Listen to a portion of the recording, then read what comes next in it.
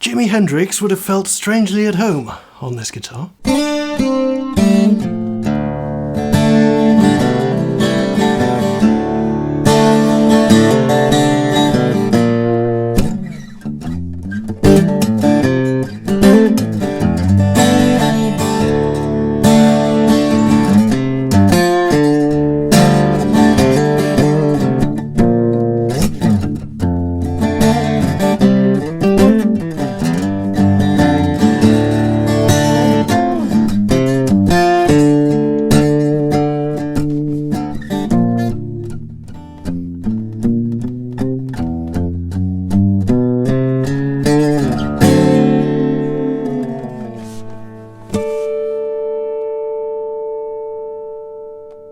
This rather wonderful instrument is a fan-fret acoustic guitar built by Reuben Forsland of Joy Guitars on Vancouver Island. That's him there, hard at work and beautifully lit. This instrument pays tribute to one of the true greats of the guitar world, Jimi Hendrix, and in particular his iconic song, If 6 Was 9.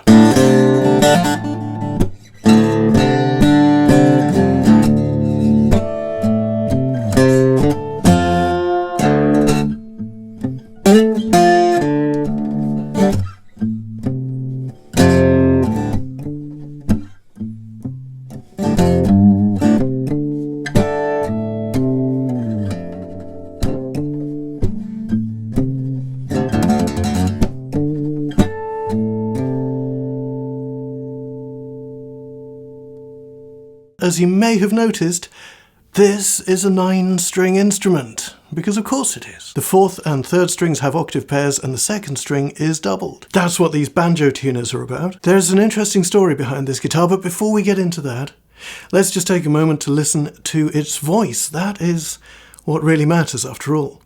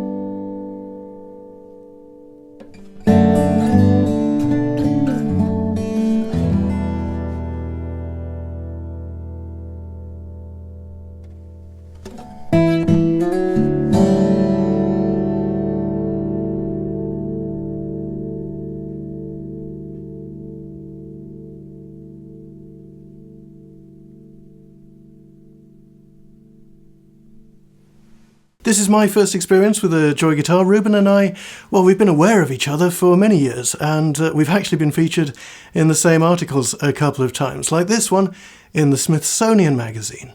Although we've never actually met, and as I say, I've never had the chance to play one of his instruments until now. One reason for this is that Joy guitars, well, they're very rare and they're sought after, and Reuben's clients, they tend to go directly to him. You're very unlikely to find one in your local guitar shop, because Reuben's work tends to get snapped up by, well, world-straddling rock lords, such as Slash from Guns N' Roses. Each Joy guitar is a unique piece, and every time Reuben takes a commission, he's presented with the same challenge: where do we go from here? Well, the answer for this guitar was 2010 Jackson Street, Seattle, which is an unprepossessing little building in the poorer part of town that was Jimi Hendrix's childhood home. You can see Reuben cleaning up some of the wood salvaged from this building here, getting it ready to become the backs and sides and soundboards of some beautiful acoustic guitars. The first time that Reuben used this wood, he hid it in the neck of a guitar for Slash, so that Slash would have a physical connection with his guitar hero Jimi Hendrix at his fingertips every time he played the instrument. Jimi Hendrix, coincidentally, is also Reuben's guitar hero, and mine. Yes, if there is one player who I can say has influenced me more than any other, it is Jimi Hendrix.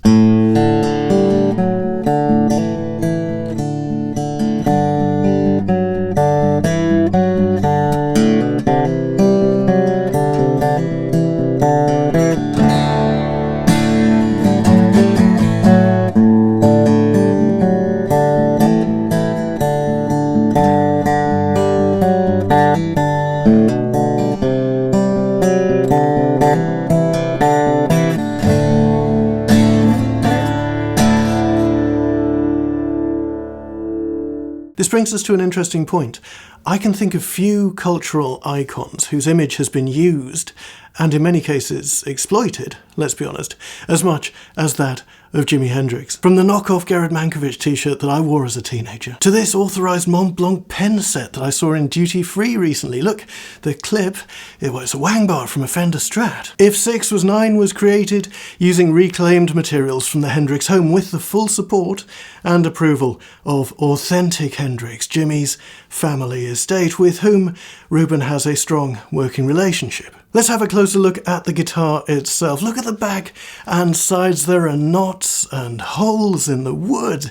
Reuben's even kept the nails in. The back, sides and soundboard of the guitar are made from baseboard from what was Jimi's bedroom. Although obviously that doesn't apply to the beautiful Macassar ebony used for the bridge. And a quick word about that bridge, because when I first saw it, I'll admit I didn't quite understand the aesthetic behind it. Reuben shared with me how his bridge design evolved. It was literally him tracing his fingertips over the soundboard of one of his first guitars to see how each part of the frequency spectrum behaved when he damped it with his touch. It's an unusual design, granted. It would certainly look out of place on a Martin 00, but I like it here. It's been shaped so beautifully, it's like a rock in a river. The neck was made from a piece of 2x4 wall framing. It's a beautiful carve and really comfortable. Reuben Forsland's done some pioneering work with carbon fibre. You can see just a little bit peeking out at the top of the headstock here. There's a beautifully angled cutaway as well, a real masterstroke. And the headstock ferrules for the octave strings are made from a clothes hook that was found on the wall.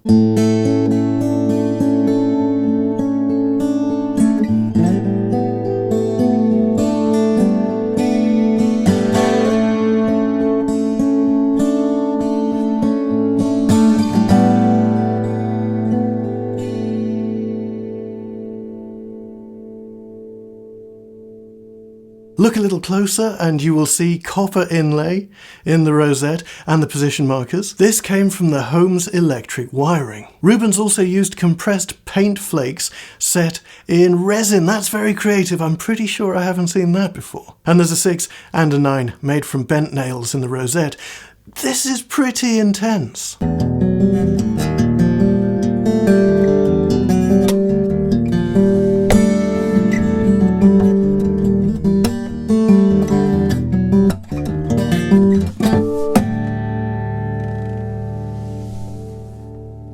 I'm not sure how I feel about it. On the one hand, this is just a guitar made from wood. It is also, simultaneously, a very well executed example of a modern acoustic guitar made by an obviously talented luthier. And it is also, simultaneously, an absolutely unique creation made from materials which give an immediate and tangible connection to one of the greatest guitarists the world has ever seen.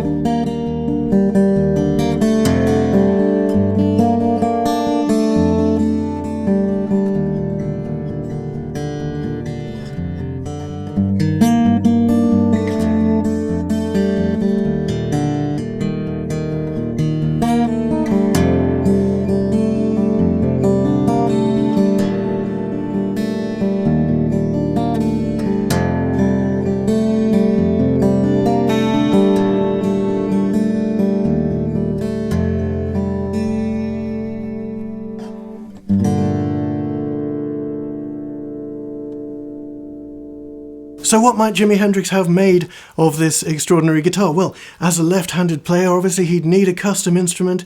He'd have to get onto Reuben's build list, but I'm fairly sure he'd get bumped to the front. I found this to be a very inspiring guitar. I love the contrast between the shimmer of the octave strings, which can sound almost like a chorus or a univibe at times, and the deep thump of the bass.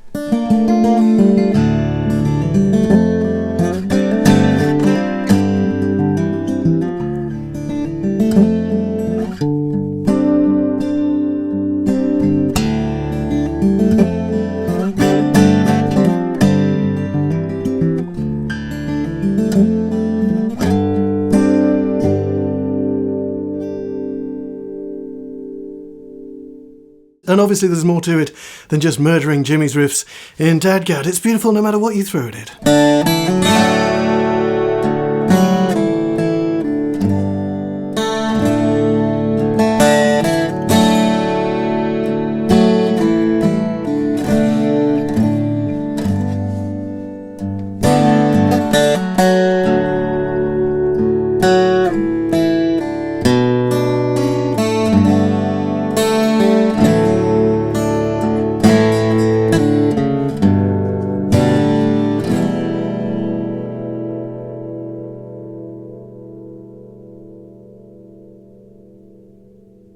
The octave strings are on top, as you can see here, so arguably this is more effective with downstrokes, maybe it's more of a plectrum guitar, but I really enjoyed it with fingerstyle as well.